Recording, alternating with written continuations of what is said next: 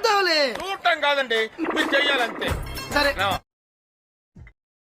అసలు ఈ బయాస్ అన్ని యాదవ్ చేస్తున్న అక్రమాలు మోసాలు గురించి మళ్ళీ ఒకసారి చెప్దాం. అసలు చెప్పు, చెప్పి తగలడు. టెలిగ్రామ్ గ్రూప్ లో ఉన్న వాళ్ళు ఎవరు అడగట్లేదు, అది ఎందుకు ఇస్తున్నావయ్యా, ఆ సైకిల్ ఎందుకు ఇస్తున్నావు, ఐఫోన్ ఎవరు అడగట్లేదు, ఎవరు ప్రశ్నించట్లేదు. సో ఇంకా నేను ఆపేయడానికి గల కారణం ఏంటంటే ఈ అబ్బాయి ఇప్పుడు తప్పులు అందరూ చేస్తారు, మీరు చేస్తారు, నేను చేస్తాను, అందరం చేస్తాం తప్పులు.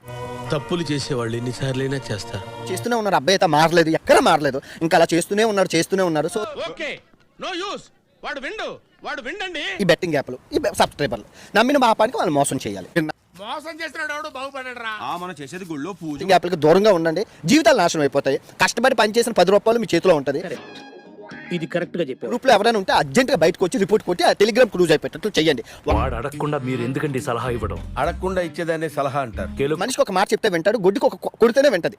సో అలాగా మనం రామం, నువ్వు ఒక్కడివి ఈ లోకాన్ని మార్చలేవురా. మందు డేంజరే, కానీ అవి కొంచెం స్లోగా మనిషిని చంపేస్తాయి, కానీ బెట్టింగ్ ఆన్ ద స్పాట్ మిమ్మల్ని చంపేస్తాయి.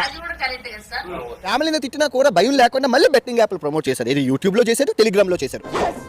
నా దందా అంతా ఇది వ్యాపారం.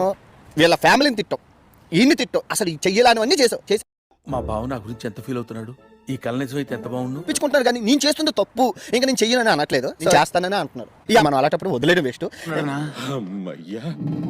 సో మనకు అనిపించింది ఏంటంటే ఈ అబ్బాయిని మార్చడం కష్టం, కానీ మనం జీవితంలో నువ్వు ఇంకా మారవా? గట్టిగా పడుతుంది. ఈ వీడియో ఎంతతో సమాప్తం. ఇంక మళ్ళీ నేను వీడి జోలికి కానీ వెళ్ళను. అయ్యి బాబోయ్, నిజమే నమ్మబుద్ధి కావట్లేదురా. ఈ కార్యక్రమం ఇంతటితో సమాప్తం. రేపు ఇదే అలవాసులపై మళ్ళీ కలుసుకుందాం. అంతవరకు సెలవా మరి. మీ అక్కయ్య మీనాక్షి పొన్నుదొరై.